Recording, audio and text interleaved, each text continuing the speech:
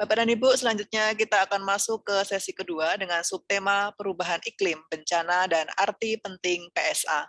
Pembicara pada sesi kedua ini adalah Bapak Profesor Dr. Ahmad Maryudi, ahli perubahan iklim UGM, Ibu Dr. Diah R. Hisbaron, MSc, ahli studi bencana UGM, serta Bapak Dr. Mulyadi Sumarto, MPP, ahli perlindungan sosial UGM. Seminar sesi kedua ini akan dimoderatori oleh Ibu Dr. Dewi Haryani Susilastuti. Hingga nanti pukul 12.15 atau maksimal 12.30, kami persilahkan kepada Ibu Dewi untuk memandu jalannya seminar. Baik, terima kasih Mbak Dia. Saya akan membacakan CV para pembicara untuk sesi kedua. Saya mohon maaf sebelumnya karena saya tidak akan bisa membicarakan semua CV secara lengkap ketika pembicara ini adalah mereka yang sangat accomplished di bidang masing-masing sehingga CV mereka panjang ya. Jadi secara ringkas akan saya bacakan saja bahwa Profesor Dr. Ahmad Maryudi adalah guru besar kehutanan di UGM. Beliau adalah satu-satunya peneliti atau dosen kehutanan Indonesia yang masuk dalam daftar ilmuwan paling berpengaruh di dunia atau World's Top 2% Scientist baik di tahun 2020 maupun 2021 menurut Stanford University. Beliau adalah Deputy Coordinator di Divisi 9 Forest Policy and Economics, divisi terbesar di International Union of Forest Research Organization. Pengalaman beliau juga meliputi menjadi adjunct professor di Nagoya University dan menjadi visiting professor di Seoul National University serta adjunct professor di Göttingen University sampai sekarang. Pembicara kita yang kedua adalah Dr. Diah Rahmawati Hisbaron. Beliau adalah dosen di Fakultas Geografi di UGM dan peneliti di Pusat Penelitian Bencana UGM. S1 beliau diperoleh dari Fakultas Geografi, S2 beliau dari ITB, dan Rijks University di Groningen. S3 beliau diperoleh dari program Sandwich UGM dan Universiteit Innsbruck, Austria.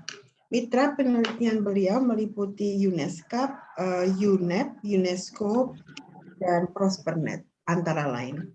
Beliau adalah wadek perempuan termuda di bidang penelitian pengabdian kepada masyarakat, kerjasama dan alumni di Fakultas Geografi UGM. Kemudian pembicara kita yang terakhir, last but not least, adalah Dr. Mulyadi Sumarto. Beliau adalah dosen PSDK Divisi Pol UGM di MDKIK UGM, juga peneliti senior di Pusat Studi Kependudukan dan Kebijakan. Beliau pernah menjadi peneliti tamu di UNRISD, menjadi konsultan penelitian di UNICEF, ILO, UNRISD, GIZ, dan DFAT. Dan beliau seperti kedua pembicara yang lain adalah penulis yang sangat produktif di berbagai jurnal ilmiah. Saya persilahkan Dr. Diah Rahmawati Hisbaron untuk menyampaikan paparan beliau. Monggo Mbak Emma. Baik, selamat pagi menjelang siang Bapak Ibu. Terima kasih Ibu atas waktunya. Mohon izin saya share screen untuk paparan saya siang hari ini. Saya punya waktu 15 menit, 20 menit ke depan, Ibu. 20, Mbak. 20 menit, Ibu, Nje. Baik, apakah sudah bisa terlihat di layar, Bapak Ibu? Sudah, sampun. Baik, terima kasih. Bapak Ibu, saya mendapatkan amanah dari Bapak Ibu di PSKK untuk menyampaikan yang berkaitan dengan bencana alam dan dampak sosial ekonominya pada kehidupan masyarakat. Sudah banyak sekali tadi yang disampaikan oleh pembicara sebelumnya, dan yang baru saja menyampaikan adalah Prof. Maryudi. Bapak, saya adalah penggemar Bapak, banyak sekali informasi yang saya dengar terkait hal-hal yang bagus mengenai Bapak dan juga pembicara sebelumnya. Tentunya matur nuwun sangat, saya juga belajar banyak terkait hal ini. Hari ini karena ini berkaitan dengan dampak sosial ekonomi pada kehidupan masyarakat, yang ada pada benak saya ketika saya mendapatkan amanat ini dari Pak Joko Pitoyo waktu itu adalah saya ingin menyampaikan kepada Bapak Ibu bahwa dampak sosial ekonomi akibat bencana itu sesuatu yang tidak bisa kita generalisir. Mengapa?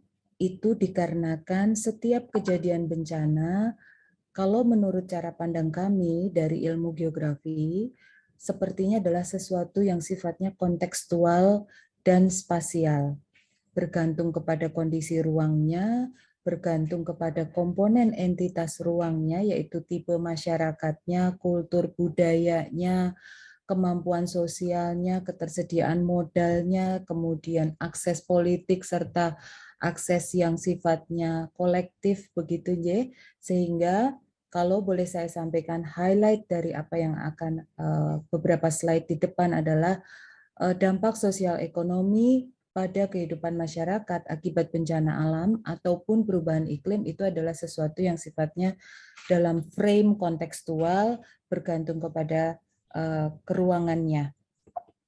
Ya, Bapak Ibu, ini adalah contoh lokasi yang pernah kami datangi. Sebetulnya ini mungkin Bu Yaya tadi yang lebih paham ya berkaitan dengan Jerman, kalau kami hanya berkunjung sesekali saja dan mendapatkan cerita dari kolega kami bahwa ini adalah dataran banjir yang setiap saat berpotensi untuk mengalami banjir. Ketika ini kita sandingkan dengan apa yang terjadi di Indonesia, fiturnya menjadi slightly different. Sesuatu yang dataran banjir ada ancamannya, tapi tampilannya masih estetik ya Bapak Ibu. Tetapi kalau kita lihat apa yang ada di tempat kita, yang terdekat dengan kita, kadang-kadang kita melihatnya saja tidak mau, bahkan menolehkan saja tidak ingin.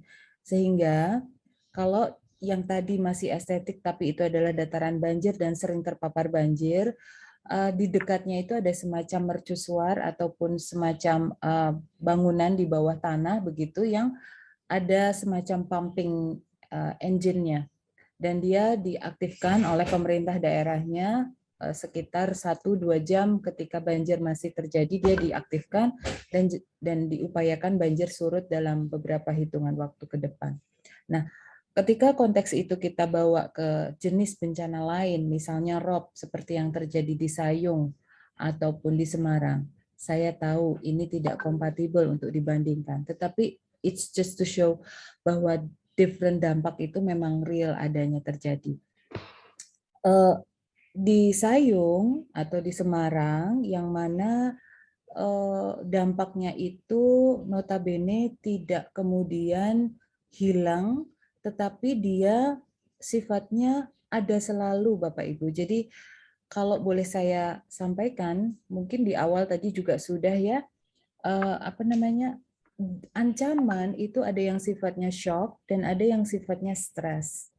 Shock itu adalah sesuatu yang tiba-tiba terjadi seperti yang banjir tadi Bapak Ibu, sementara yang stres itu adalah sesuatu yang terjadi secara terus-menerus dan terkadang tidak ada peakingnya, tidak ada apa istilahnya meningkatnya, tetapi itu ada terus dan seperti yang ada tampak pada gambar di samping, ini ada di kondisi di Sayung, sehingga beberapa hal yang harus dilakukan itu nanti berkaitan dengan ketersediaan resources atau sumber daya yang ada pada masyarakat, pemerintah, ataupun kolektif engagement yang akan membantu itu untuk dimitigasi. Dan terkadang pilihan terdekat itu adalah pada mitigasi strukturalnya. Nah, Bapak Ibu, terkadang membicarakan dampak bencana itu dekat dengan istilah teori ketahanan, kerentanan, maupun kapasitas. Karena kami dari akademisi biasanya ini kemudian disampaikan supaya memberikan kita landasan untuk melihat sebetulnya supaya kita tahan atau kita resilience itu siapa yang harus kita utamakan. Sudah disampaikan mulai dari pembicara 1, 2, dan 3, mereka adalah kelompok rentan. Kelompok rentan ini kalau ingin kita engage-kan lebih dekat lagi, rentan yang mana? Rentan itu ada beberapa. Itu untuk manusianya ya Bapak Ibu, belum nanti untuk rentan bangunannya, rentan lingkungannya, rentan habitatnya, rentan keuangan dalam hal institusi kelembagaannya, dan seterusnya. So basically kerentanan itu can be different types dan itu melingkupi kita. Nah, ketika elemen rentan itu kemudian menjadi salah satu point of view untuk melihat siapa yang harus kita buat kapasitasnya supaya meningkat, nah ini kemudian harus dilihat dari konteks dia rentan terhadap apa. Ketika dia rentan terhadap suatu yang sifatnya stres, setiap saat terjadi, ya berarti kan itu adalah sesuatu yang harus kita dampingi setiap saat. Tetapi ketika dia rentan terhadap sesuatu yang sifatnya shock atau tiba-tiba, maka dia adalah yang sifatnya responsif. Suatu ketika bisa dihidupkan kembali, di-on-kan kembali, dan dia didampingi sampai masa tanggap darurat itu selesai dan dia kembali pada daily business mereka. Nah, itu adalah salah satu cara berpikir yang bisa kita gunakan secara general, secara global, hampir Bapak Ibu semua logiknya adalah seperti itu. Dan salah satu teori yang sangat lekat itu adalah teori penghidupan berkelanjutan atau sustainable livelihood dari DFID yang sampai hari ini masih mungkin menjadi kegemaran para mahasiswa untuk meneliti. Mengapa? Karena mereka melihat bahwa sebuah penghidupan, sumber penghidupan yang hilang akibat bencana, itu menjadi sebuah tantangan untuk dibuat resilience. Ketika ada bencana, dia penghidupannya masih bisa bertahan tidak, dilihat dari 5 aspek. Dari aspek human capital-nya, dari aspek physical asetnya, dari aspek naturalnya, dan seterusnya, membentuk sebuah pentagram aset. Tetapi Bapak Ibu, sebetulnya penghidupan itu bukan hanya dari 5 komponen aset tadi itu. Sebetulnya penghidupan itu juga merupakan akumulasi dari akses dan juga aktivitas.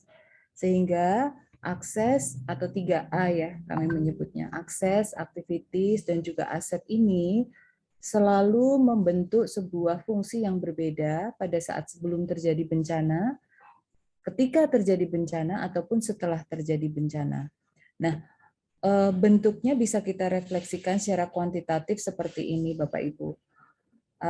Sebelum itu mungkin dia lebih banyak, ini ada T0-nya ya Bapak Ibu, kemudian ini yang lebih berat itu adalah pada faktor ekonominya, yang mampu mereka optimalkan adalah ekonominya, tetapi yang masih kurang adalah kelembagaannya. Nah, ketika ini terjadi bencana, maka evaluasinya adalah modal supaya membuat mereka itu tahan atau resilience. Yang menjadi concern adalah bagaimana penguatan kelembagaannya dan bagaimana penguatan aspek ekologinya misalnya. Sehingga ketika kita itu sudah mengidentifikasi bagaimana keberlanjutan mereka, at least nanti ketika terjadi bencana kita sudah bisa berekspektasi, oh dia masih kurang pada faktor A, B, C, ataupun D. Kurang lebih begitu gambarannya. Nah, Bapak Ibu, konteks lain yang mungkin jarang dibicarakan adalah konteks yang bertautan dengan cagar budaya ataupun dengan pariwisata.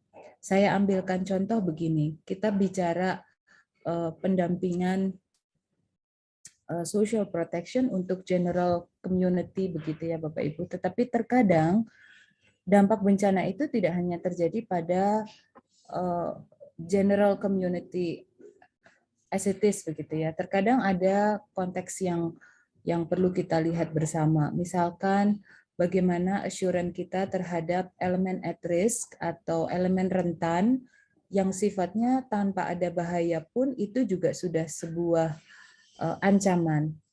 Barang cagar budaya itu kan tidak ada bencana ataupun tidak ada perubahan iklim sudah terancam oleh umur itu sendiri ya Bapak Ibu, sehingga mungkin ini menjadi salah satu concern kita bahwa protection yang harus dibangun di Indonesia mungkin nanti akan kita eskalasi. Saya mohon bantuan dari berbagai pihak untuk mengkampanyekan ini juga barangkali, bahwa ketika nanti sudah established dengan social protection ini, nanti eskalasinya adalah pada aspek lain seperti cagar budaya yang juga merupakan sebuah identified element at risk atau identifikasi elemen risiko.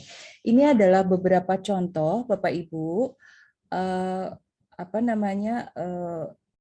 kegiatan kami bersama rekan-rekan dari UNESCO untuk mengidentifikasi elemen at risk di beberapa candi di DIY dan Jawa Tengah.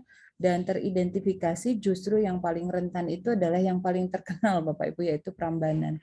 Dan dari sini kami melihat bahwa kerentanan ataupun aspek dampak itu tidak hanya terjadi pada elemen at risk si cagar budayanya itu sendiri, tapi dia merupakan whole packages dari benda cagar budayanya, kemudian masyarakat yang melingkupi dia, kemudian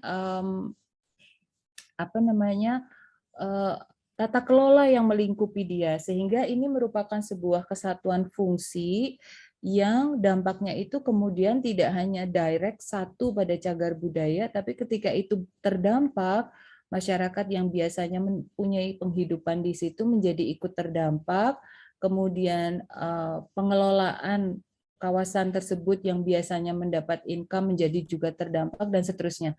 Artinya ada sebuah vicious circle yang berjalan di situ ketika bencana terjadi, dan dampaknya juga sebuah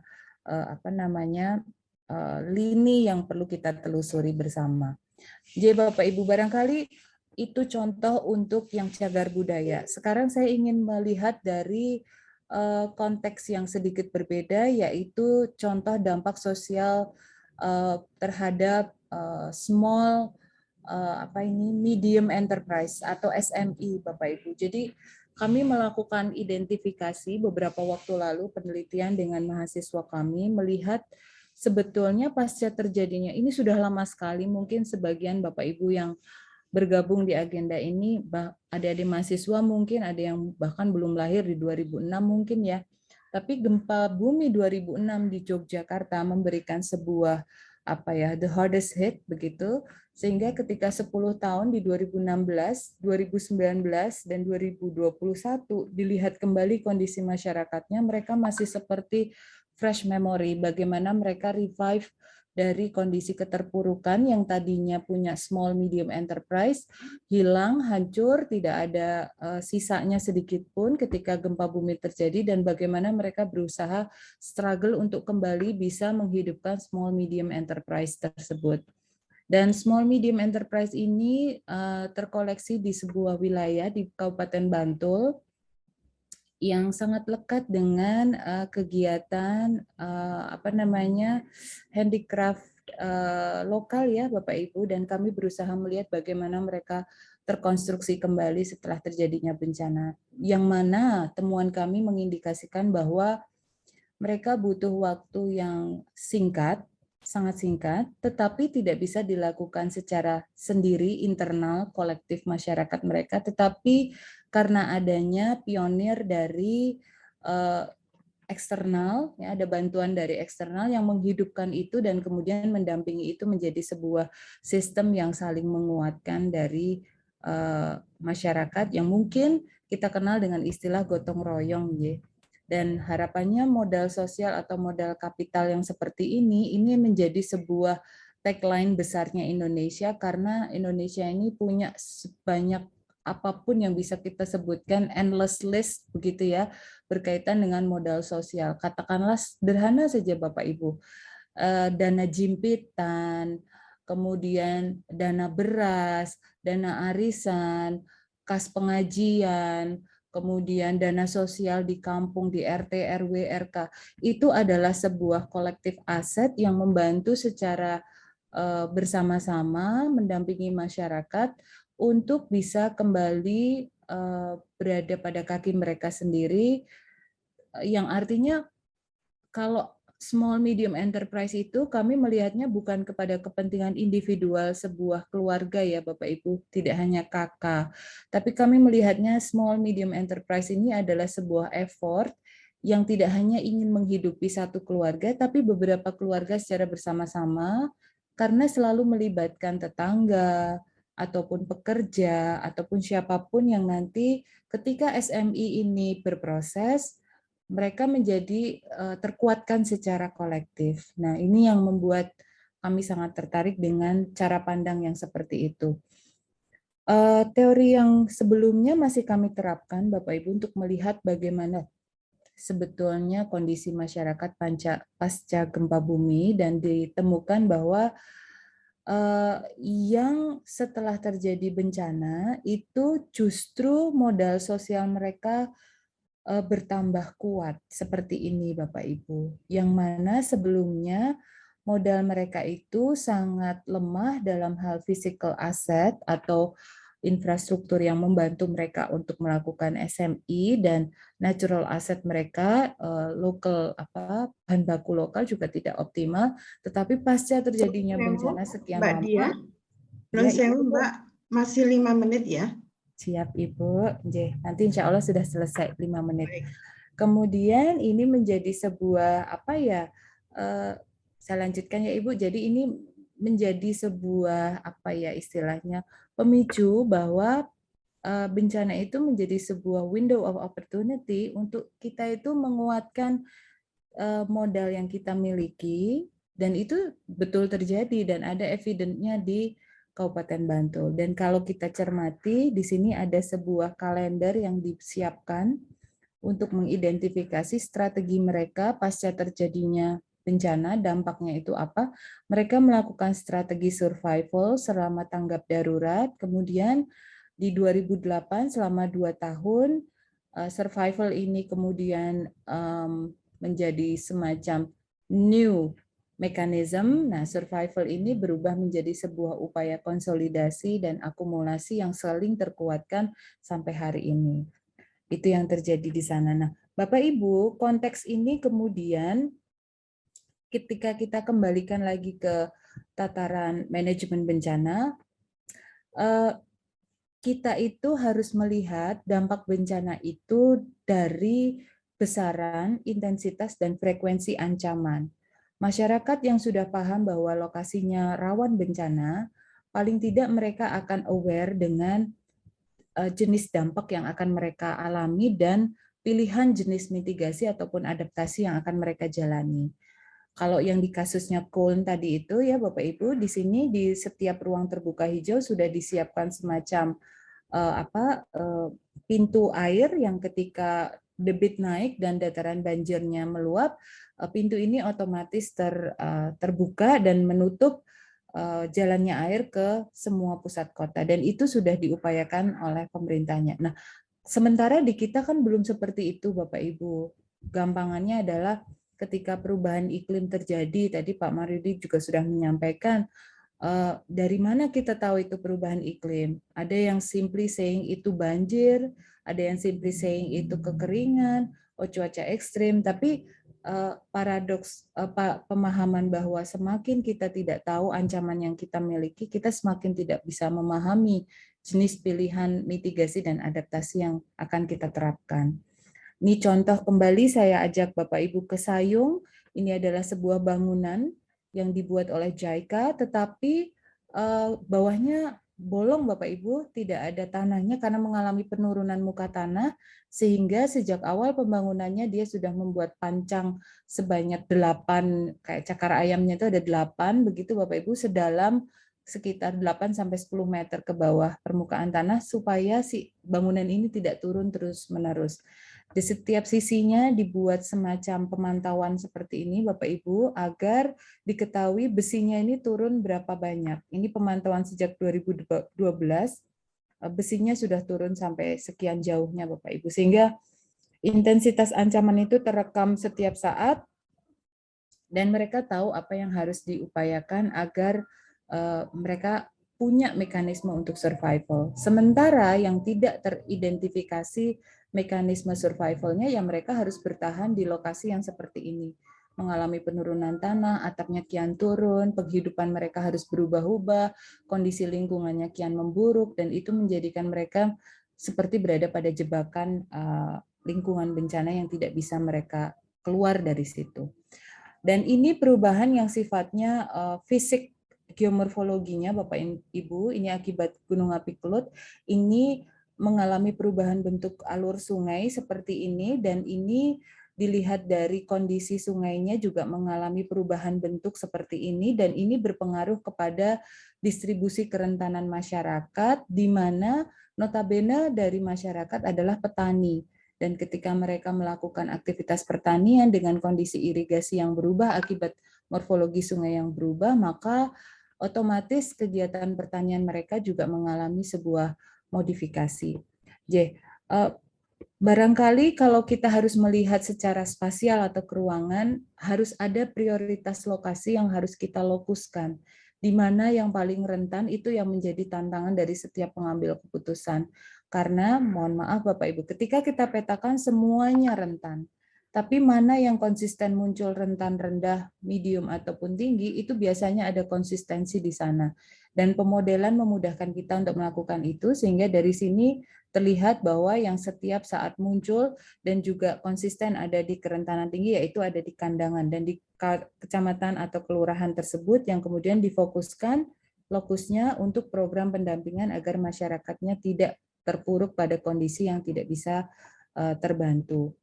Nah, Mbak Dia, masih waktu banyak Bapak Ibu contoh yang bisa saya sampaikan, tapi barangkali karena waktu nanti kita bisa diskusikan lebih lanjut pada sesi diskusi. Waktu saya kondurkan pada Ibu Dewi, matur nuwun sangat Ibu. Terima kasih. Assalamualaikum warahmatullahi wabarakatuh. Waalaikumsalam warahmatullahi wabarakatuh. Baik, terima kasih banyak kepada Ibu Dia. Selanjutnya saya akan persilahkan kepada Dr. Mulyadi Sumarto untuk menyampaikan paparan beliau. Silakan Mas Mo. Iya, terima kasih Ibu Dewi. Saya coba akan share slide saya sebentar. Tapi bisa di-share, sekarang nggak muncul lagi.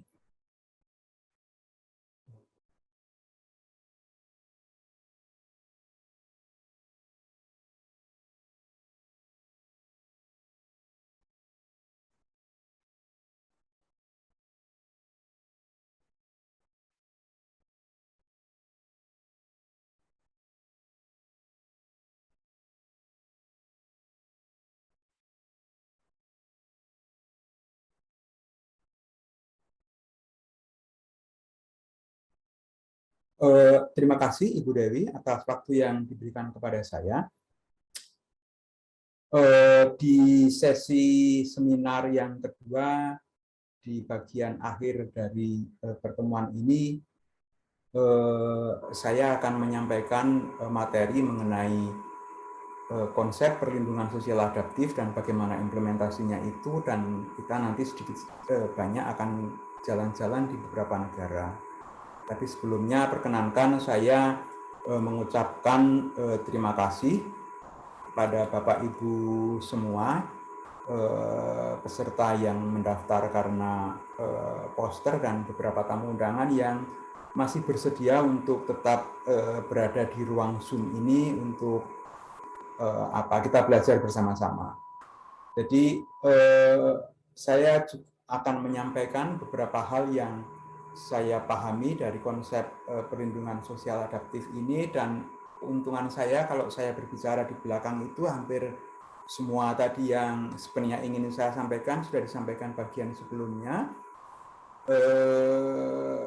Kekurangannya barangkali mungkin karena ini sudah siang, beberapa dari kita barangkali sudah ngantuk. Nah, oleh karena sudah sedikit agak ngantuk dan supaya tidak ngantuk, saya ingin ngajak di beberapa bagian akhir dari slide saya itu kita bisa jalan-jalan bersama, bisa kita naik helikopter bersama-sama ke beberapa negara di Afrika, beberapa negara di Asia, dan beberapa negara di Asia Latin. Dan di bagian akhir dari slide saya kita bisa juga melihat itu secara lebih detail dari satu kasus di daerah Brasil yang menurut saya sangat komprehensif pelaksanaan dari konsep PSA itu. Jadi ada 4 poin yang ingin saya sampaikan sekarang ini. Yang pertama, konsep perlindungan sosial adaptif. Mohon maaf, ini barangkali sedikit agak membosankan ngomong konsep. Berikutnya kita jalan-jalan seperti yang saya sampaikan tadi secara umum di beberapa negara di Afrika, di Asia, dan juga kemudian di Amerika Latin. Dan setelah itu kita duduk sebentar, balik lagi ke negara kita tercinta yang sebenarnya tadi sudah banyak disinggung oleh pembicara di sesi pertama. Dan setelah itu kita berangkat lagi ke Amerika Latin, terutama Brasil, karena Brasil memberikan contoh yang luar biasa, yang menurut saya barangkali mungkin kita perlu belajar dari sana. Tapi mohon maaf, apakah suara saya terdengar, Bu Dewi dan teman-teman Bapak Ibu semua? Terdengar, Mas. Oh, nggih. Ya. Tapi sebelumnya mohon maaf, saya perlu menyampaikan disclaimer ya, pernyataan personal profesional saya bahwa saya yang bernama Mulyadi Sumarto itu pernah menjadi konsultan di UNICEF. Saya membantu Ibu Anissa dan kawan-kawan di sana di akhir tahun 2001 sampai awal 2002 untuk melakukan studi mengenai kebijakan perlindungan sosial adaptif di Indonesia. Nah, saya ingin menyatakan dalam kesempatan ini bahwa semua ide dan pendapat yang saya sampaikan itu adalah menjadi tanggung jawab saya, karena itu sifatnya personal dan sama sekali tidak mewakili dari lembaga manapun. Saya kira ini penting saya sampaikan, ini kewajiban moral saya. Jadi konsep perlindungan sosial adaptif itu merupakan satu konsep yang saya menyebutnya sebagai satu konsep quote and quote, mohon maaf saya perlu lihat lagi tadi saya dari jam berapa tadi supaya tidak melebihi waktunya, dari jam 11:27 tadi ya, berarti dari 27 ke depan 20 menit. Konsep transformatif yang relatif masih cukup baru yang memunculkan banyak perdebatan secara konseptual. Nah, konsep ini menggelinding di banyak negara, di banyak lembaga internasional secara global, karena konsep atau isu ini menjadi isu yang hangat. Bahkan saya cenderung mengatakan panas atau sangat aktual. Mengapa demikian? Karena barangkali kalau konsep perlindungan sosial sendiri tidak seperti itu, tetapi karena ini melibatkan climate change, itu sehingga ini menjadi sangat hangat untuk selalu dibicarakan.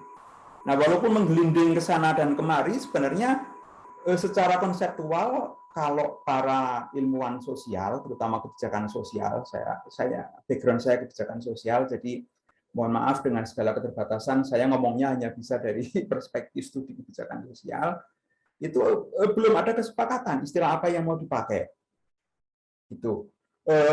Yang pertama betul tadi yang saya katakan, adaptive social protection, tetapi sebenarnya juga ada konsep yang dianggap lebih makro sebenarnya dibanding itu, yaitu payment for environmental services. Dan beberapa contoh yang nanti juga akan saya sampaikan kepada Bapak Ibu semua di beberapa negara itu dikaji dengan dua konsep itu. Artinya apa? Artinya ya memang belum ada kesepakatan di antara para ilmuwan, bahkan praktisi. Nah, pilihan apakah menggunakan PES atau ESP itu saya kira pada satu sisi pilihan yang konseptual, tapi pada saat yang sama bisa saja itu pilihan-pilihan politis, bahkan barangkali ideologis, tapi saya tidak akan masuk sampai pada tataran itu. Ada penjelasan itu saya kira. Jadi saya sempat tadi malam iseng-iseng gitu mencoba mencari di satu database tentang konsep yang digunakan, website database yang digunakan oleh para ilmuwan, terutama yang cukup lengkap itu Scopus, dan saya menggunakan di judul itu, kalau kita cari artikel dengan judul Adaptive Social Protection itu berapa? Bukan saya yang menemukan ya, Scopus menemukan 8 dokumen. Nah, kalau kita pakai yang pink itu supaya mudah ditangkap, payment for environmental services itu ada 265. Sehingga saya justru ingin menggugah juga pada Bapak Ibu semua bahwa sebenarnya kita sepakat sedang membicarakan satu titik temu yang tadi sudah disampaikan oleh di bagian pembicara di sesi pertama, bahwa ada ini seperti yang disampaikan oleh Ibu Drolet ini yang definisi itu, bahwa konsep PSA itu merujuk serangkaian upaya atau kebijakan yang menggunakan perlindungan sosial untuk mengurangi kerentanan. Kerentanan tadi banyak disinggung oleh Bu Diah dan Pak Maryudi, kerentanan masyarakat terhadap guncangan sosial ekonomi akibat dampak perubahan iklim dan bencana. Kita sedang membicarakan ini, mohon maaf, barangnya, binatangnya itu. Tetapi kita mau membungkusnya dengan konsep PES atau ESP, saya kira itu pilihan kita. Tetapi untuk kepentingan kebijakan dan komunikasi yang lebih mudah, barangkali karena beberapa ya bisa saja kita memilih PSA. Tergantung dari mana kita akan menjelaskan. Nah, sedikit kita mereview ke belakang. Jadi konsep PSE PSA seperti yang saya katakan tadi, ini berkembang dari satu konsep yang bisa dikatakan ini transformative social protection. Jadi kalau adaptive social protection ini awalnya itu diawali dari suatu konsep secara konseptual, itu istilahnya transformative social protection yang diperkenalkan oleh dua ilmuwan kebijakan sosial atau yang kajiannya social protection studies di IDS sana di University of Sussex di UK, itu Defrow dan Wheeler pada tahun 2004. Nah, komponen dari apa yang disebut sebagai transformative social protection itu ada 3. Yang pertama, upaya-upaya yang sifatnya protektif, preventif, dan promosional. Ini saya jelaskan singkat saja karena ini agak rumit, membosankan juga barangkali, tetapi kalau bicara tentang konsep ini penting. Jadi secara umum 3 komponen tadi ditambah 4 komponen berikutnya yaitu transformatif itu ada di konsep social protection. Jadi yang pertama itu promotif, itu ekonomi, berbicara tentang bagaimana economic opportunity itu dikembangkan. Transformatif itu sifatnya transformative action seperti yang sedang dilakukan oleh banyak pemerintah untuk merubah kebijakan PSE, perlindungan sosial dalam tanda kutip reguler menjadi PSE, dan kemudian bicara tentang preventif. Ini bicara tentang insurance yang tadi juga disampaikan oleh Pak Dinar, dan protektif itu yang seperti apa? Yang social assistance. Tadi kan Pak Dinar membaginya menjadi 2 kan, itu definisi social protection secara umum, ada insurance dan assistance. Nah, yang penting untuk selalu diingat di sini adalah bahwa ketika kita bicara dari preventif ke promotif, di situ ada beberapa komponen. Ini tadi sebagian disinggung oleh Pak Maryudi, ada crop diversification, ada property right, ada microfinance, dan juga ada migration. Migration tentu karena berbagai hal. Dan yang cukup penting daripada itu, relasi antara preventif dan transformatif itu ada agricultural, extension, dan microfinance. Kita akan membicarakan relatif agak detail di poin preventif kaitannya dengan transformatif ini tadi di beberapa kasus nanti, karena yang di Brasil itu ada satu contoh misalnya asuransi untuk petani yang mengalami kegagalan panen.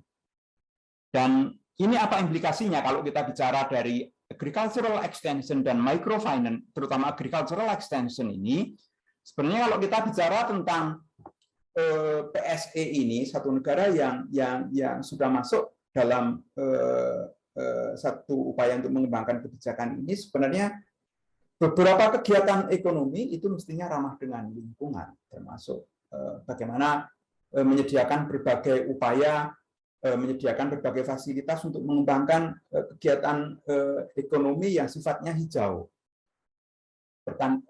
Misalnya dalam hal ini misalnya kalau kita lihat apa yang terjadi sekarang, kalau kita jalan-jalan ke Brebes, toko pabrik gula di sana ditutup misalnya, kalau kita jalan-jalan ke Bantul, Madukismo, sepertinya juga demikian.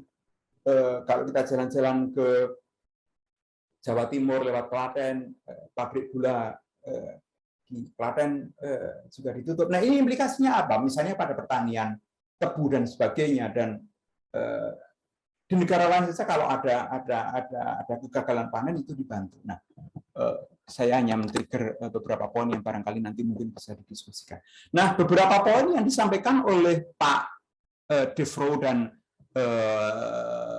Wheeler ini tadi, ini sebenarnya mendorong beberapa lembaga besar, sebagian dari lembaga besar ini ada di antara kita, sebagian menjadi pembicara, sebagian menjadi tamu undangan yang hadir di sini. Joint SDGs Fund, saya kira itu kalau di Indonesia ada 4 lembaga pertama yang di sampingnya itu USAID saya kira hadir di sini. Terima kasih Pak Yusa, GIZ ada Bu Aya, UNICEF ada Bu Anissa, dan di FED kita juga undang, saya belum cek tadi, Bu Astrid Mary bisa hadir apa enggak. Tetapi intinya beberapa lembaga ini kemudian mendorong beberapa pemerintah yang mengalami keterbatasan kapasitas teknis. Tadi Bu Aya menyampaikan ada bantuan teknis. Bantuan teknis itu seingat saya ada 2. Yang pertama bantuan keahlian, bantuan fasilitas, dan yang kedua bantuan keuangan. Dan kita sama-sama tahu negara berkembang sangat kekurangan dengan itu. Lembaga-lembaga internasional punya kapasitas yang besar untuk bisa mengelola kapasitas, untuk mengelola bantuan untuk meningkatkan kapasitas dan finansial saya kira. Dan misalnya ini sangat jelas di sini, Bank Dunia misalnya itu memperkenalkan dan melaksanakan dan mendanai. Nah, mendanai itu seperti apa memang kita perlu cek, barangkali mungkin loan ya barangkali. Jadi ada wilayah di Afrika Selatan itu namanya wilayah Sahel. Wilayah Sahel itu kurang L, itu program PSE di Sahel, kurang L5 Sahel, dilaksanakan di 6 negara, yaitu Burkina Faso, Chad, Mali, Mauritania, Niger, dan Nigeria, dan Senegal. Ini wilayah Sahel itu ada di sebelah mana? Kalau kita lihat di peta besar Afrika, kira-kira membelah Afrika di bagian bawah dan di bagian atas, dan detailnya ada 6 negara itu. Nah, yang diperkenalkan Bank Dunia, ini kita sudah mulai jalan-jalan ke Afrika. Semoga saya nyetir helikopternya baik-baik saja, tidak kena goncangan. Kita lihat ini tabel 5 kolom. Pertama itu negaranya, nama programnya, masalah perubahan iklim dan bencana yang direspon itu kayak apa, penerimanya berapa jiwa, total dananya berapa. Nah, saya tidak akan bisa masuk di sini detail ya. Ini 27 sekarang 42. Oh my god. Dan sewu Mas Mo ya, tinggal 5 menit je. Tinggal 6 menit nggih. Ini nanti saya akan share, tapi kira-kira di Sahel itu ada 6 di setiap negara ada program seperti itu. Ini pembiayaannya, jadi seperti yang saya katakan tadi, pembiayaan itu ada 3 alokasi. Ada dana dari AIDA itu International Development Assistance, dana programnya di tahun 2019, dan dana pemerintah. Dan dari sini kita tahu persentasenya. Seperti yang saya katakan tadi, negara berkembang itu mostly mengalami keterbatasan. Jadi kita bisa lihat di Burkina Faso itu alokasi pemerintah 0. Jadi total ada 350 juta dolar, itu dari pemerintah hanya 11 juta dolar, dan itu tidak sampai 10%. Nah, ini secara umum saya juga menjelaskan, menggambarkan bagaimana program PSA itu dijalankan di Brasil, Cina, Kolombia, Meksiko, Peru, dan Filipina. Ada nama programnya, inisiasinya tahun berapa. Itu kalau inisiasinya kita lihat, bahkan Filipina itu pertengahan tahun 90-an, anggap saja 95. Jadi kalau kita sekarang mau jalankan tahun ini, Bapak Ibu bisa hitung, dibanding Filipina kita, mohon maaf istilahnya, apa ya, kalau ketinggalan itu kayaknya tidak cukup santun ya, tapi istilahnya ada gap waktu 25 tahun lebih. Dibanding yang lain masih ada lagi, ada bantuan, ini bentuk bantuannya seperti apa, dananya dari pemerintah dan kombinasi pemerintah dan privat. Ini kita lihat praktek di Indonesia. Jadi kalau kita juga sudah mendengar tadi, saya akan banyak skip ini karena tadi sudah disampaikan Pak Dinar dan dua pembicara lainnya, Bu Aya dan Bu Anissa. Saya sarikan misalnya aturan hukum itu sudah ada pendukungnya, misalnya peta jalan dan sebagainya, dan saya yakin rancangan aturan hukumnya sudah ada, tapi belum disahkan.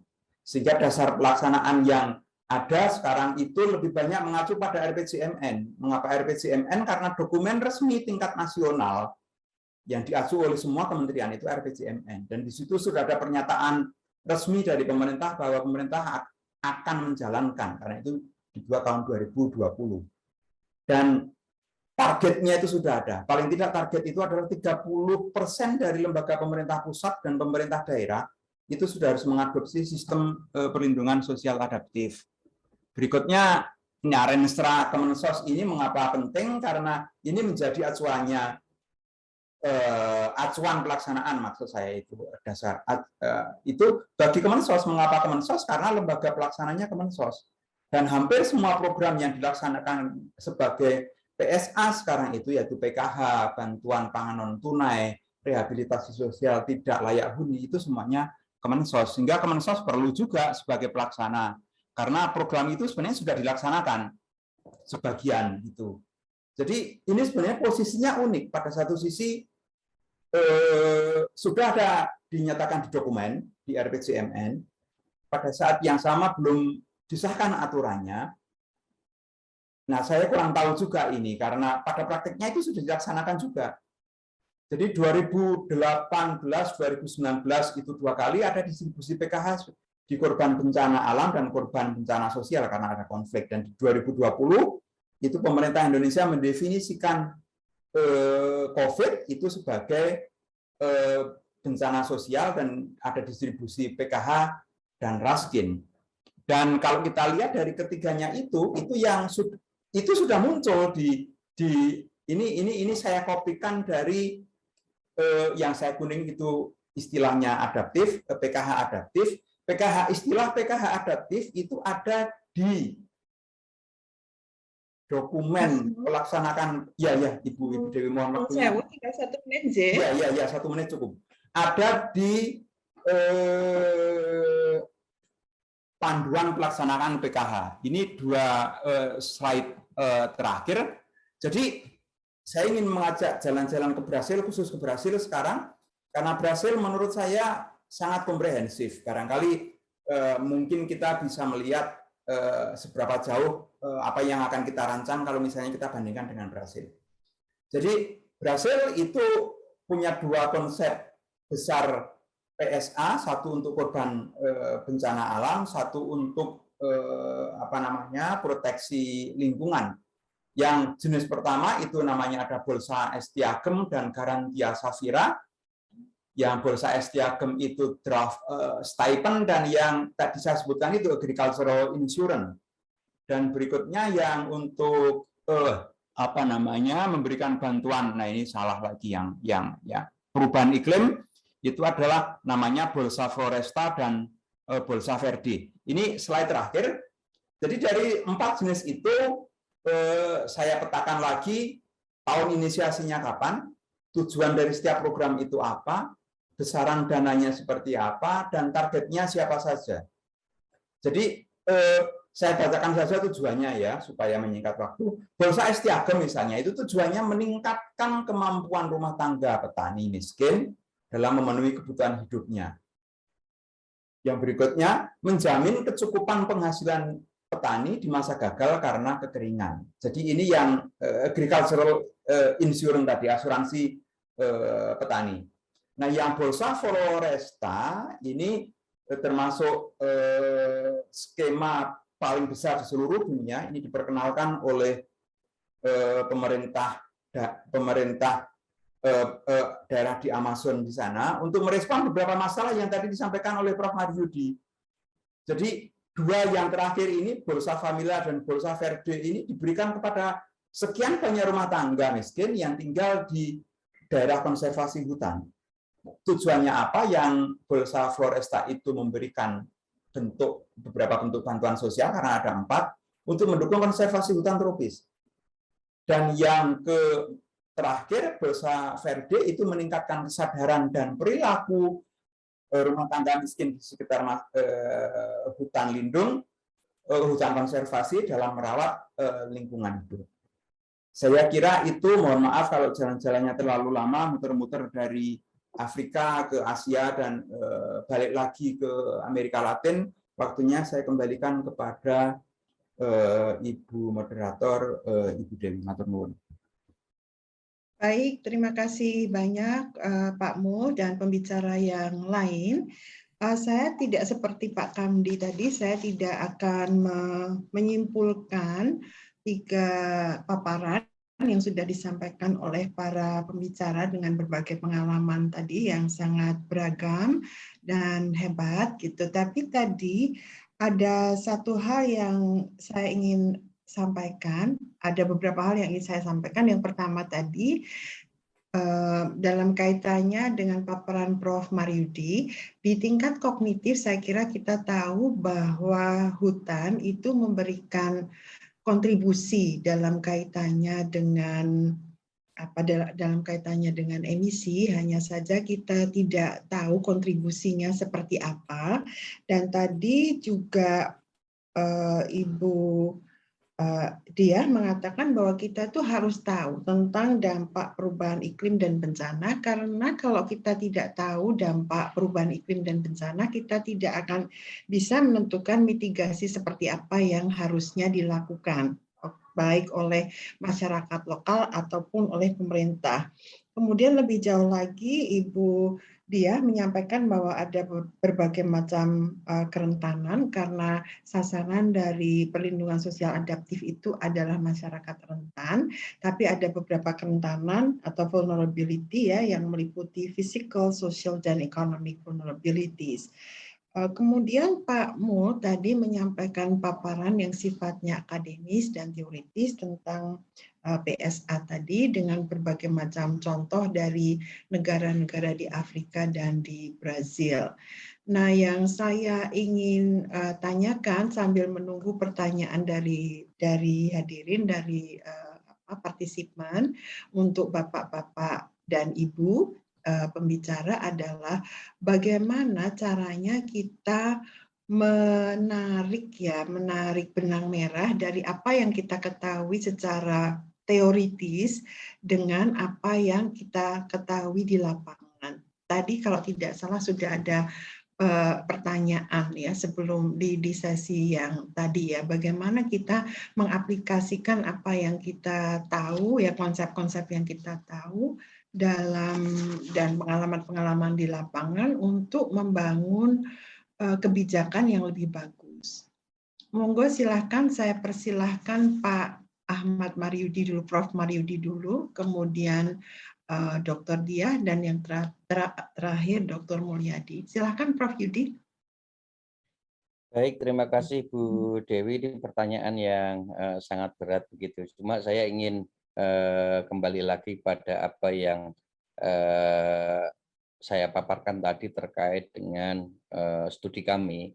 Jadi studi kami tadi menceritakan bahwa pengalaman-pengalaman yang dialami oleh masyarakat berbeda-beda, Bu Dewi.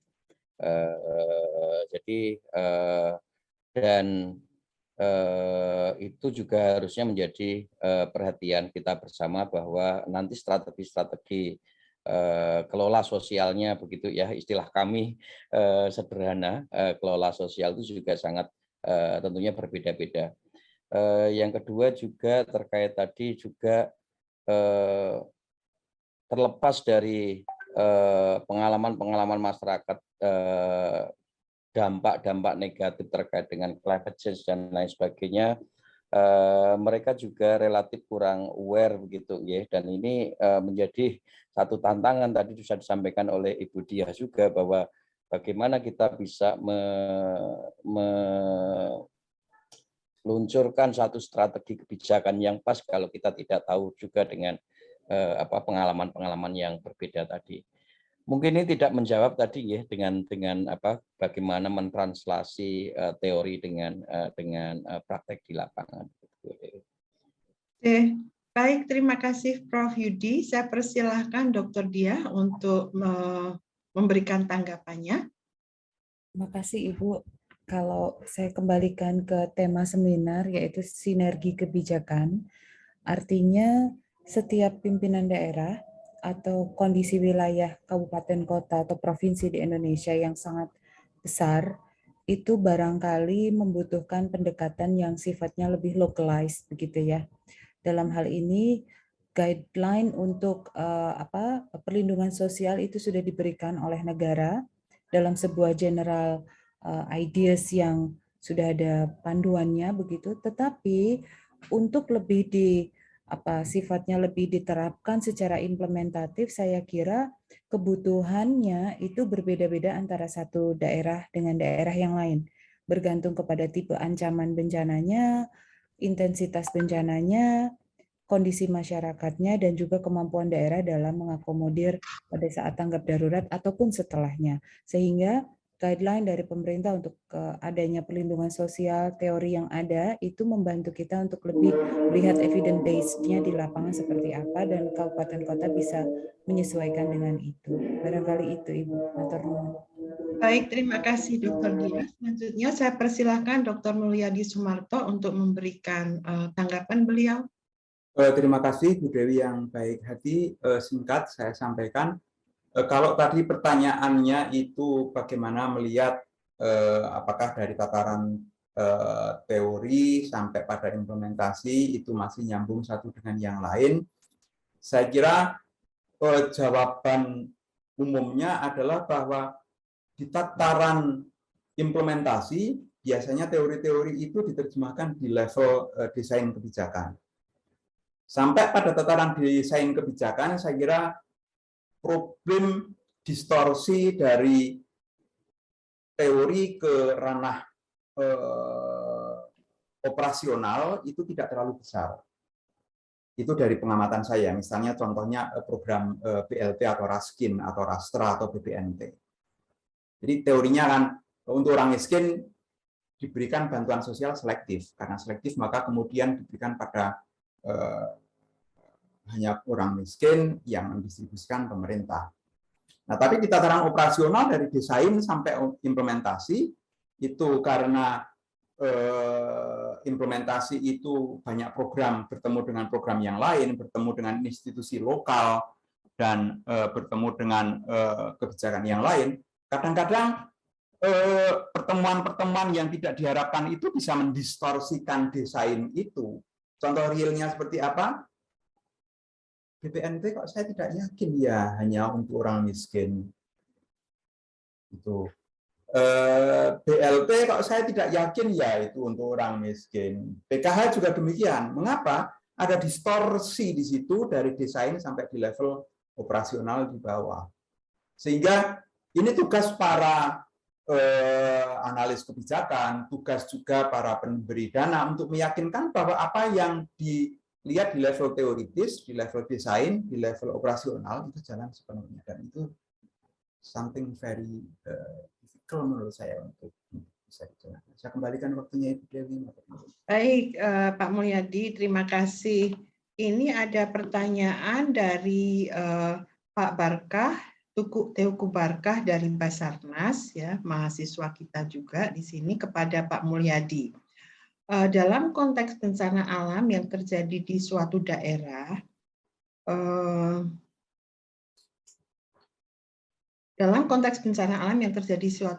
secara konkret, jika program PSA ini telah diterapkan di Indonesia, program atau kebijakan apa yang diberikan pemerintah untuk korban atau warga terdampak bencana?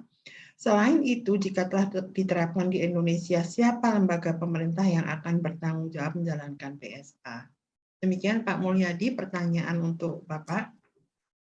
Terima kasih Ibu Dewi, terima kasih Pak Barkah. Ini sejauh yang saya amati dari beberapa dokumen dan sebagian juga yang saya dengar dalam saya mengamati itu, kalau seperti yang saya sampaikan, kita lihat dari apa yang saya sampaikan tadi, dokumen hukumnya itu kan belum disahkan. Jadi sudah disampaikan di bagian awal pembicara sesi 1, sesi 2, perpresnya itu belum ada, baru dalam proses diajukan, sehingga dokumen secara resmi belum ada yang menjadi pegangan dari semua kementerian, tetapi sementara ini dari rancangan dan yang sudah diterapkan, seperti tadi juga sudah saya contohkan, ada istilah PKH adaptif, itu 3 yang akan dilakukan. PKH,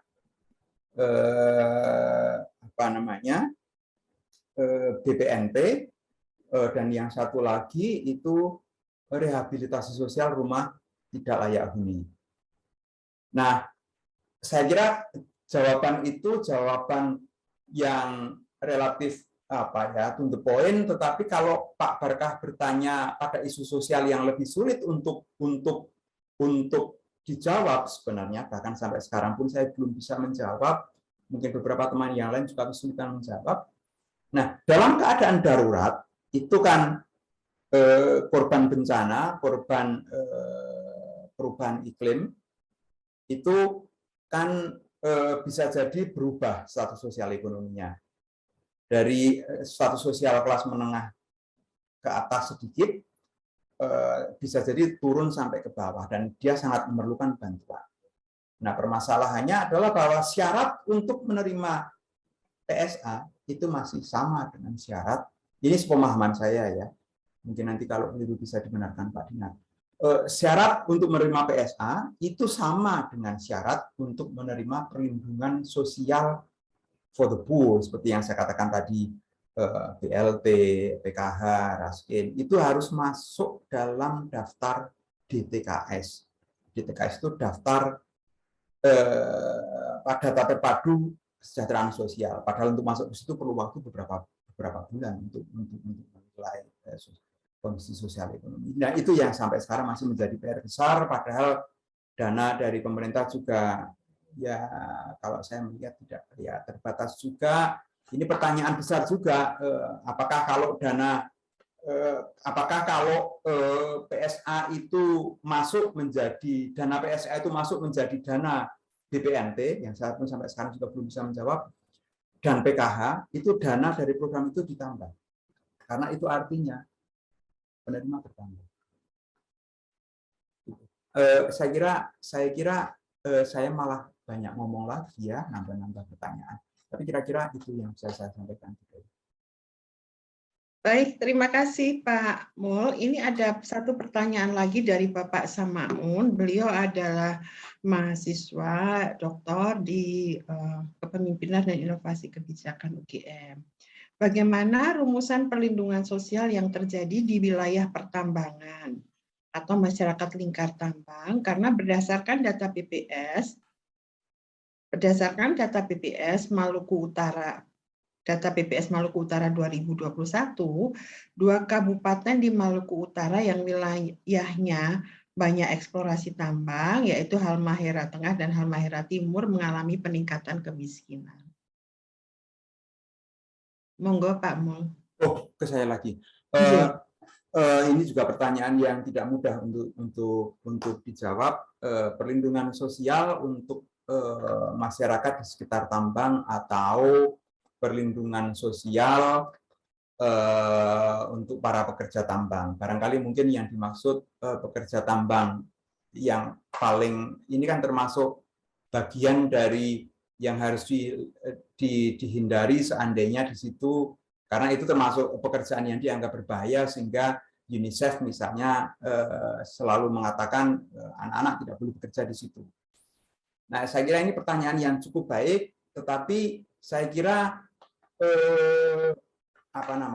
social insurance dan social insurance selama ini kan basisnya tetap kontributori, ya misalnya JKN.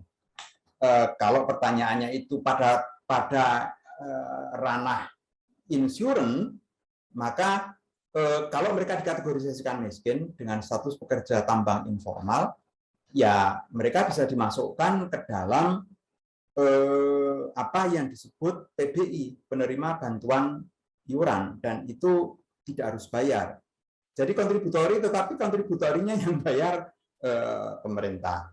Nah, kalau dia juga termasuk dikategorisasikan miskin, itu non-contributory dan itu berarti social assistant, ya dia bisa terima apa saja sepanjang mereka masuk di DTKS. Kalau nggak masuk di DTKS, syarat administrasinya kan banyak di DTKS itu. Harus didata oleh BPS kemudian mengecek lagi, ini KTP-nya double apa enggak, dan sebagainya. Maka harus masuk di situ. Kalau nggak masuk di situ juga nggak bisa. Tetapi kalau dikaitkan dengan PSA, saya kira ini bisa jadi berkaitan dengan konservasi lingkungan. Jadi konservasi lingkungan itu tergantung dari pemerintah bagaimana mendefinisikannya, saya kira skopnya itu. Mohon kalau saya salah dibenarkan Prof. Marsudi, ini saya ngawur saja, ini bukan bidang saya. Jadi bayangan saya seandainya penambangan itu merusak lingkungan dan mengganggu konservasi lingkungan, saya kira poin dari PES, Payment for Environmental Services, itu kan menjaga lingkungan supaya tetap bisa dikonservasi. Dan kalau mereka bisa kita beri bantuan untuk mendorong mereka agar perilakunya baik terhadap lingkungan, itu pun perlu kita pikirkan. Masyarakat hutan masyarakat adat yang tinggal di hutan lindung misalnya, seperti apa yang selama ini dilakukan oleh Butet, teman kita dari Sokola Rimba, itu pun juga bisa kita pikirkan untuk kita bantu. Itu sangat-sangat bergantung dari apa yang mau kita definisikan. Tapi yang dilakukan Brasil kan, mereka memberikan PES itu, Payment for Environmental Service, itu di sekitar hutan Amazon dan hutan-hutan yang lain yang ingin dikonservasi. Nah, apakah pertanyaannya kalau itu PSA, apakah penambangan itu juga bagian dari yang perlu dilindungi daerahnya karena kerusakan fisik dari pasca penambangan itu? Saya kira itu juga termasuk yang dipikirkan. Karena itu sangat kompleks bicara tentang ini sebenarnya. Saya kira demikian jawaban saya, waktunya saya kembalikan kepada Ibu Moderator. Baik, terima kasih. Ini boleh ada berkomentar Bu Dewi, saya tidak ingin menjawab pertanyaan. Monggo, Prof. Jadi kebetulan juga tidak ada pertanyaan yang untuk saya, cuma saya ingin sedikit berkomentar mengenai Payment for Environmental Service ini. Ya, ini secara konsep memang luar biasa begitu. Bagaimana bisa masyarakat didorong untuk bisa melakukan upaya-upaya perlindungan alam, konservasi alam dengan janji-janji insentif ekonomi begitu. Ini saya pikir konsep ini kan cukup lama ya, dan sudah ada upaya-upaya untuk melaksanakannya di lapangan begitu. Cuma masalahnya adalah janji-janji insentif tadi itu tidak terlalu nyata begitu. Berbeda dengan misalkan konteksnya masyarakat merubah menebang hutan, itu kan langsung dia mendapatkan penghasilan, pendapatan untuk daily penghidupan sehari-hari begitu. Salah satu yang kelihatan nyata kan misalkan REDD Plus ini, reducing emission from deforestation and degradation, ini kan hiruk pikuk 10-15 tahun ini kan bisa dikatakan seperti itu terkait dengan insentif dari upaya memitigasi perubahan iklim. Tapi memang faktanya kan relatif cukup menyedihkan begitu. Dalam perspektif saya pribadi begitu, janji-janji itu ya insentifnya pakai yen Bu. Yen ono duite maksudnya, bukan yen mata uang Jepang ning yen ono duite begitu. Saya kira seperti itu. Jadi ini tantangannya cukup besar ya, terutama dibandingkan dengan trade off kalau kita misalkan masyarakat mendapatkan penghidupan secara langsung dari alam begitu. Prof, jadi memang short term dan long term ya. Kalau yen ya susah, saya juga kalau dikasih yen ya pegang lah ya gitu. Baik, terima kasih. Ini ada statement dari Pak Habibullah dari BRIN ya. Konsep perlindungan sosial integratif, perlindungan komprehensif dan adaptif seringkali digulirkan oleh lembaga donor atau jargon dari pemerintah. Lebih parah lagi, di masyarakat dimaknai wajah baru dari bantuan sosial, namun seringkali tidak diiringi dengan konsep akademik yang memadai. Saya kira ini relevan dengan yang tadi sudah saya sampaikan, ya, bagaimana kita menarik benang merah dari sesuatu yang dipinjam dari luar negeri, kemudian sesuatu yang sifatnya konseptual diturunkan ke level yang konkret.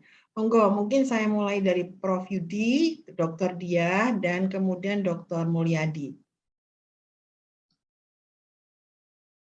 Monggo, Prof. Itu tadi ya Bu, hampir mirip dengan jawaban tadi komentar saya terkait dengan PES itu kan secara konseptual kan luar biasa begitu ya. Kita bagaimana ada trade off begitu ya antara lingkungan dengan ekonomi begitu. Cuma memang faktanya kan konsep-konsep itu tidak serta-merta bisa diimplementasikan di lapangan begitu. Yeah. Baik, monggo Dr. Diah. Ibu, terima kasih. Ada semacam risk paradox yang harus kita hati-hati. Artinya ketika itu perlindungan sosial itu sudah ada dan kemudian dimanfaatkan tetapi tidak sesuai dengan peruntukannya, justru potensi risiko yang kita hadapi di masa datang bisa berlipat-lipat besarnya.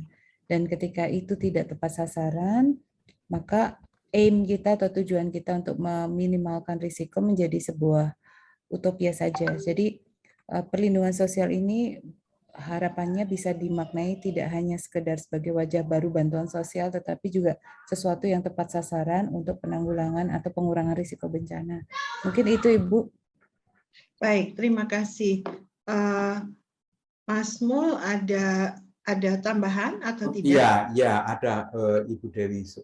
Jadi tadi di slide kedua ketiga saya membandingkan seberapa banyak penggunaan istilah adaptive social protection dan PES, dan sebenarnya PES itu memang konsepnya relatif lebih makro. Jadi social protection adaptif itu memang yang dibuat 3 irisan itu memang social protection. Tapi itu payment dalam arti, ya kalau PES itu payment dalam arti yang lebih makro. Bisa jadi universal basic income itu juga dilihat dari bagian itu. Itu satu poin. Sehingga pilihan akan menggunakan yang mana saya kira tadi sudah disampaikan oleh Pak Habibullah, itu ada kaitannya dengan siapa yang memperkenalkan apakah lembaga donor atau tidak. Tetapi saya ingin menyampaikan sedikit pengalaman saya tentang apa yang terjadi di Indonesia, dan ini vital gitu. Jadi barangkali mungkin yang disampaikan Pak Habib itu benar, karena konsep social protection itu lebih banyak berkembang di OECD welfare state, sehingga barangkali komunitas lokal itu sangat informal dalam mengembangkan. Tadi disebut contohnya Bu Diah lewat modal sosial, saya pernah melakukan penelitian itu, ada publikasinya, ada beberapa contoh dari itu, misalnya orang layatan, orang memberikan bantuan ketika orang sakit dan sebagainya. Tetapi itu informal, dan yang informal itu nggak bisa dinasionalisasikan. Apakah kita bisa bilang jimpitan bantuan ronda itu juga akan berlaku di Sumatera Utara, akan berlaku di Pegunungan Bintang, akan berlaku di Makassar? Belum tentu, mungkin itu di Jawa. Tetapi apa yang kita sebut sebagai JKN dan sebagainya itu nasionale. Mengapa demikian? Ya karena pemerintah. Nah, seperti yang saya katakan dari tadi, pemerintah di negara berkembang, contohnya jelas tadi saya berikan di apa yang dilakukan di Sahel tadi, bahkan ada yang 0 alokasi pemerintah. Ya kita sedih melihat itu, tetapi dan itu ada kaitannya dengan peranan lembaga internasional. Kita tidak menolak itu. Tinggal kita mau melihatnya itu sangat kritis atau di tingkat menengah. Saya bisa saja juga relatif agak kritis, di beberapa kita saya kritis, tetapi yang kita diskusikan sekarang, kalau kita bicara tentang kebijakan, sebenarnya apa yang terjadi di Indonesia itu juga tidak terlepas dari apa yang bagian dari peranan lembaga internasional. Jadi penurunan angka orang meninggal karena penyakit menular itu kalau tidak dibantu WHO, saya kira kok kok kita agak kesulitan untuk bisa melakukan itu. Jadi orang meninggal di Indonesia ini kan masih double burden of disease karena penyakit menular dan karena penyakit non menular. Nah, saya pernah interview satu mantan menteri yang pernah menjadi menterinya Pak Harto 4 kali. Saya tanya, saya perlu waktu 1 menit lagi. Saya tanya kepada beliau, Bapak sudah lama mengenal Pak Harto, sudah menjadi menteri 4 kali, dan karena Bapak menjadi menteri 4 kali, maka paham betul apa yang dipikirkan Pak Harto. Saya hanya tanya singkat, seandainya Pak Harto tidak apa waktu itu diturunkan, apakah Pak Harto juga akan menjalankan apa yang kita dinikmati orang miskin sekarang, itu berupa BPNT, JKN sekarang, dan sekarang PKH. Kata mantan menteri itu bilang begini, Pak Harto memang concern kemiskinan, tetapi Pak Harto tidak akan lebih cenderung melakukan itu untuk meningkatkan pendapatan orang miskin di pedesaan dengan cara ya seperti orang makan bubur itu, diambil sedikit-sedikit dari pinggir kemudian ke tengah, masalahnya selesai, tapi dengan cara memperbaiki sanitasi lingkungan, memperbaiki fasilitas infrastruktur. Tetapi kalau memperkenalkan raskin, memperkenalkan PKH, memperkenalkan JKN, kemungkinan besar kata beliau tidak. Artinya apa ya? Ya terlepas kita tidak suka dengan lembaga internasional, ya yang kita nikmati sekarang itu termasuk dari apa yang dikerjakan oleh teman-teman itu. Jadi kalau saya melihatnya bisa dari tengah, pada satu sisi memang ada masalah ideologi, pada saat yang sama memang praktiknya kita termasuk negara berkembang yang memang masih mengalami keterbatasan kapasitas. Demikian Bu Dewi, matur nuwun. Baik, terima kasih Pak Mul. Ini ada pertanyaan dari pertanyaan untuk Ibu Diah dari Teguh Barkah ya. Terkait dana darurat yang disiapkan oleh pemerintah, yang disiapkan pemerintah untuk penanggulangan bencana. Apakah nantinya dana tersebut akan masuk dalam konsep PSA, terutama dalam hal tanggap darurat bencana, mitigasi bencana, proses rehabilitasi, dan rekonstruksi? Silahkan, Bu Diah. Ya, Ibu, terima kasih. Mungkin saya takutnya nanti tidak menjawab sesuai dengan apa yang sekarang ini terjadi. Mungkin nanti bisa ditambahkan oleh Bapak Ibu narasumber yang lain. Sependek yang saya tahu, dana darurat atau dana taktis itu peruntukannya bukan hanya untuk perlindungan sosial, Bapak, sehingga itu melekat kepada kebutuhan pada saat tanggap darurat. Semisal itu nanti kebutuhannya adalah untuk ketersediaan alat atau kemudian upaya pencarian penemuan korban untuk kesehatan, logistik, dan lain sebagainya, itu melekat kepada pemerintah daerah yang melaksanakan kegiatan tanggap darurat. Nah, pada salah satu komponen dana tanggap darurat itu kan ada yang khusus untuk mendampingi masyarakat seperti yang disebutkan dalam perlindungan sosial ini. Nah, barangkali itu nanti yang kemudian bisa kita sebut sebagai dana perlindungan sosial. Tetapi komponen untuk tanggap darurat itu tidak hanya yang satu hal tadi itu Bapak, yang pendampingan sosial, tapi lebih banyak daripada itu. Perkataan Ibu. Baik, terima kasih. Ini ada satu pertanyaan untuk Prof. Ahmad Maryudi. Kalau global warming dan climate change lebih terlihat pada negara-negara yang ada saljunya, artinya salju mencair bisa menimbulkan banjir. Tapi climate change seperti global warming yang bisa menimbulkan kekeringan seperti di Gunung Kidul, mengapa tidak masuk dalam bencana alam yang juga menimbulkan banyak korban? Silakan Prof. Maryudi.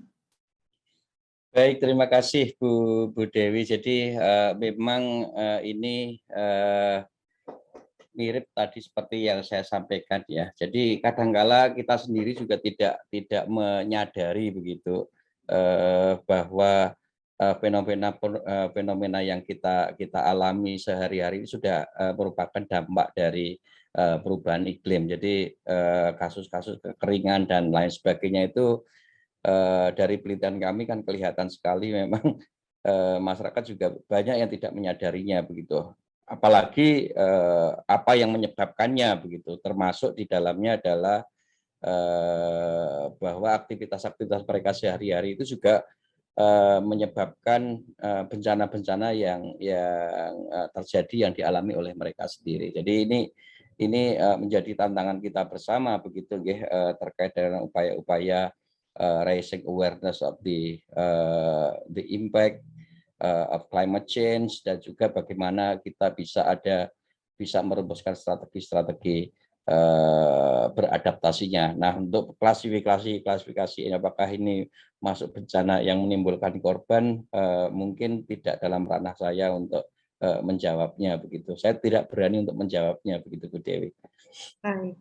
Tapi yang jelas apa yang climate change ini sudah terjadi dan dampaknya memang sangat terasa di lapangan lah gitu. Baik, terima kasih. Barangkali Dr. Dia atau Dr. Mulyadi ada yang bisa ditambahkan? Saya cukup, terima kasih. Pak Emma. Baik, sekalipun kita masih ada waktu ya sekitar 10 atau 9 menit, akan tetapi karena tidak ada pertanyaan lagi, maka sesi ini akan saya tutup ya supaya waktu istirahatnya bisa sedikit lebih panjang. Terima kasih banyak kepada Bapak dan Ibu pembicara yang hebat, yang luar biasa, dan juga terima kasih kepada semua hadirin di sesi 2 ini. Selanjutnya waktu saya kembalikan kepada Mbak Diah selaku MC.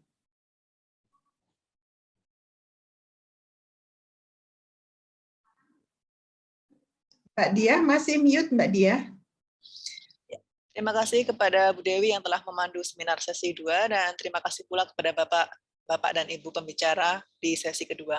Bila pada sesi 1 kita telah mendapatkan insight yang sangat lengkap dari sisi praktis dan kebijakan, maka di sesi 2 ini semakin memperluas insight kita dari sisi akademis. Bapak dan Ibu hadirin, berakhir sudah acara seminar sesi 1 dan sesi 2 pada pagi hingga siang hari ini. Terima kasih kepada para pembicara dan moderator yang telah berbagi ilmu kepada kita semua. Terima kasih pula kepada para hadirin yang telah hadir dan mengikuti acara seminar hingga selesai. Tentu besar harapan kami acara seminar ini dapat memberikan manfaat bagi Bapak dan Ibu semua. Dan untuk e-sertifikat dan link untuk mengunduh materi akan disampaikan melalui email peserta. Jadi dari tadi yang link presensi tadi akan kami kirimkan via email untuk dapat mengunduh e-sertifikat dan juga link untuk mengunduh materi. Dan kepada Bapak dan Ibu peserta sesi 3, kami ingatkan untuk kembali bergabung pada pukul 13. Mewakili panitia, kami mohon maaf bila ada kekurangan kami dalam menyiapkan dan menyelenggarakan acara ini, dan saya selaku pemandu acara juga mohon maaf bila ada kekurangan dalam memandu acara seminar pada hari ini. Sampai jumpa pada acara seminar selanjutnya. Selamat siang dan wassalamualaikum warahmatullahi wabarakatuh.